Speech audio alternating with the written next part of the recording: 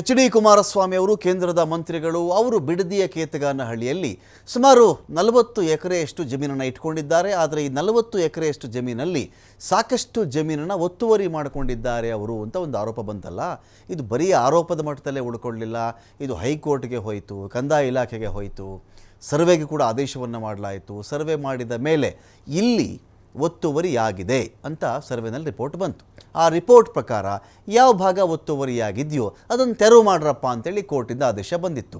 ಇದೀಗ ಮುಂದುವರೆದ ಭಾಗವಾಗಿ ಇದೇ ಕುಮಾರಸ್ವಾಮಿ ಅವರಿಗೆ ಏಪ್ರಿಲ್ 3ನೇ ತಾರೀಕಿನ ಟೆನ್ಷನ್ ಶುರುವಾಗಿದೆ. ಇದೀಗ ಭೂ ಒತ್ತುವರಿ ಅರ್ಜಿ ವಿಚಾರಣೆಯನ್ನೇ ಹೈಕೋರ್ಟ್ ಮುಂದೂಡಿದೆ. ಇಲ್ಲಿ ಹೈಕೋರ್ಟ್ನಲ್ಲಿ ಇದೇ ವಿಚಾರಕ್ಕೆ ಸಂಬಂಧಪಟ್ಟಂತೆ ಹೈ ವೋಲ್ಟೇಜ್ ವಾದ ಪ್ರತಿವಾದ ಇವತ್ತು ಆಗಿದೆ. ಬಹಳ ಇಂಟ್ರೆಸ್ಟಿಂಗ್ ಇದು. ಒತ್ತುವರಿ ಸಂಬಂಧವಾಗಿ ಸರ್ಕಾರಕ್ಕೇ ಹೈಕೋರ್ಟ್ ಚಾಟಿ ಬೀಸಿದೆ. ಒಂದು ಕಡೆ ಕುಮಾರಸ್ವಾಮಿ ಅವರು ಹೇಳ್ತಾ ಇದ್ರು, ಈ ಸರ್ಕಾರಕ್ಕೆ ನಾನೇ ಟಾರ್ಗೆಟ್ ಆಗಿದ್ದೀನಿ ಅಂತ. ಈಗ ನೋಡಿ, ಕುಮಾರಸ್ವಾಮಿ ಕಡೆಯಿಂದನೂ ಸರ್ಕಾರಕ್ಕೆ ನಾನು ಟಾರ್ಗೆಟ್ ಆಗಿಬಿಟ್ಟಿದ್ದೀನಿ, ನನ್ನ ಮೇಲೆ ಹಾಗೆ ಸಾಧಿಸ್ತಾ ಇದ್ದಾರೆ ಅಂತ ಅವರು ಮಾತಾಡ್ತಾರೆ. ಹೈಕೋರ್ಟ್ ಕೂಡ ಇದೇ ಸರ್ಕಾರಕ್ಕೆ ಒಂದು ಕಡೆ ಚಾಟಿ ಬೀಸಿದೆ. ಒತ್ತುವರಿ ತೆರವು ಬಗ್ಗೆ 10 ದಿನಗಳಲ್ಲಿ ತೆರವು ಮಾಡಿದ್ದೀರಾ ಇಲ್ವಾ, ನೀವು ತೆರವು ಮಾಡಿದ್ದೀರಾ ಇಲ್ವಾ ರೀ, ನನಗೆ ಹೇಳಬೇಕು, 10 ದಿನಗಳ ರಿಪೋರ್ಟ್ ಬರಬೇಕು ನನಗೆ ಅಂತ ಹೇಳಿ ಹೈಕೋರ್ಟ್ ಖಡಕ್ ಆದೇಶವನ್ನು ಕೊಟ್ಟಿದೆ. 10 ದಿನ ಗಡುವು ಕೊಡ್ತೀನಿ, ಅಷ್ಟರ ಒಳಗಡೆ ಎಷ್ಟು ಒತ್ತುವರಿಯಾಗಿತ್ತು, ಎಷ್ಟು ತೆರವು ಮಾಡಿದ್ದೀರಿ, ಕಂಪ್ಲೀಟ್ ರಿಪೋರ್ಟ್ ನನಗೆ ಬೇಕು ಅಂತ ಹೈಕೋರ್ಟ್ ಕೇಳಿದೆ. ಸೊ ಹಾಗಾಗಿ ರಾಜ್ಯ ಸರ್ಕಾರಕ್ಕೆ ಇದು ಸೂಚನೆಯೂ ಹೌದು, ಎಚ್ಚರಿಕೆಯೂ ಹೌದು. ಸಮಾಜ ಪರಿವರ್ತನಾ ಸಮಾಜ ಸಲ್ಲಿಸಿದಂಥ ಅರ್ಜಿ ವಿಚಾರಣೆ ಇವತ್ತು ನಡೆಯಿತು ಹೈಕೋರ್ಟ್ನ ವಿಭಾಗೀಯ ಪೀಠದಲ್ಲಿ. ಬಿಡದಿ ಕೇತಗಾನಹಳ್ಳಿಯ ಸರ್ವೆ ನಂಬರ್ 7, 8, 9, 10, 16, 17 ಮತ್ತು 79 ಇಷ್ಟು ಸರ್ವೆ ನಂಬರ್ಗಳಲ್ಲಿ ಒತ್ತುವರಿಯಾಗಿದೆ ಅಂತ ಬಲವಾದಂಥ ಒಂದು ಆರೋಪ ಕೇಳಿಬಂದಿತ್ತು. 14 ಎಕರೆ ಸರ್ಕಾರಿ ಭೂಮಿಯನ್ನು 14.04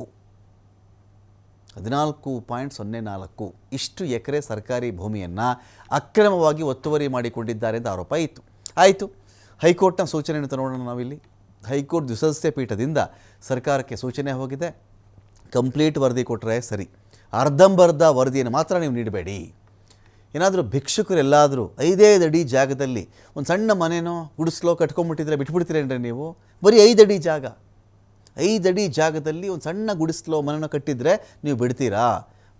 ಬೆಳಗ್ಗೆನೇ ಹೋಗ್ಬಿಟ್ಟು ಮನೆಯನ್ನು ಒಡೆದು ಹಾಕ್ಬಿಡ್ತೀರಾ ನೀವು? ಧೈರ್ಯ ಇದ್ದರೆ ಇದನ್ನು ವಾಪಸ್ ತಗೊಳ್ಳಿ, ಇಲ್ಲ ಬಿಟ್ಟುಬಿಡಿ ಇದನ್ನು ಅಂತ ವಕೀಲರನ್ನು ತರಾಟೆಗೆ ತೆಗೆದುಕೊಂಡಿದ್ದಾರೆ ಹೈಕೋರ್ಟ್ನ ನ್ಯಾಯಾಧೀಶರು. ಕೇತಗಾನಹಳ್ಳಿಯಲ್ಲಿ ಎಷ್ಟು ಜಮೀನು ಕೊಟ್ಟಿದ್ದೀರಿ? ಕಂದಾಯ ಇಲಾಖೆ ಪ್ರಧಾನ ಕಾರ್ಯದರ್ಶಿಗೆ ಜಡ್ಜ್ ನೇರವಾಗಿ ಪ್ರಶ್ನೆ ಕೇಳಿದ್ದಾರೆ. ಎಷ್ಟು ಎಕರೆ ಜಮೀನು ಕೊಟ್ಟಿದ್ದೀರಿ ಕುಮಾರಸ್ವಾಮಿ ಅವರಿಗೆ? ಯಾವಾಗ ರೀ ಗ್ರ್ಯಾಂಟ್ ಆಯ್ತದು? ಕೇತಗಾನಹಳ್ಳಿ ಜಮೀನು ಕುಮಾರಸ್ವಾಮಿ ಅವರಿಗೆ ಗ್ರ್ಯಾಂಟ್ ಆಗಿರೋದು ಯಾವಾಗ? ದಾಖಲೆ ಇದ್ದರೆ ಕೊಡ್ರಿ. ಗ್ರ್ಯಾಂಟ್ ದಾಖಲೆ ಇಲ್ಲ, ಕೆಲ ದಾಖಲೆಗಳು ಮಿಸ್ ಆಗಿವೆ, ಗ್ರ್ಯಾಂಟ್ ದಾಖಲೆಗಳಿಲ್ಲ, ಸಮಿತಿ ರಚನೆ ಮಾಡಿ ಪರಿಶೀಲನೆ ಮಾಡಿದ್ದೇವೆ ಅಂತ ಹೇಳಿ ಕಂದಾಯ ಇಲಾಖೆ ಪ್ರಧಾನ ಕಾರ್ಯದರ್ಶಿ ಮಾಹಿತಿ ಕೊಡ್ತಾರೆ. ಸ್ವಾಮಿ, ಗ್ರ್ಯಾಂಟ್ ಆಗಿರೋದಕ್ಕೆ ದಾಖಲೆಗಳೇ ಇಲ್ಲ, ಕೆಲ ದಾಖಲೆಗಳು ಮಿಸ್ ಆಗಿಬಿಟ್ಟಿವೆ ಅಂಥೇಳಿ ಕಂದಾಯ ಇಲಾಖೆ ಪ್ರಧಾನ ಕಾರ್ಯದರ್ಶಿನೇ ಮಾಹಿತಿ ಕೊಡ್ತಾರೆ.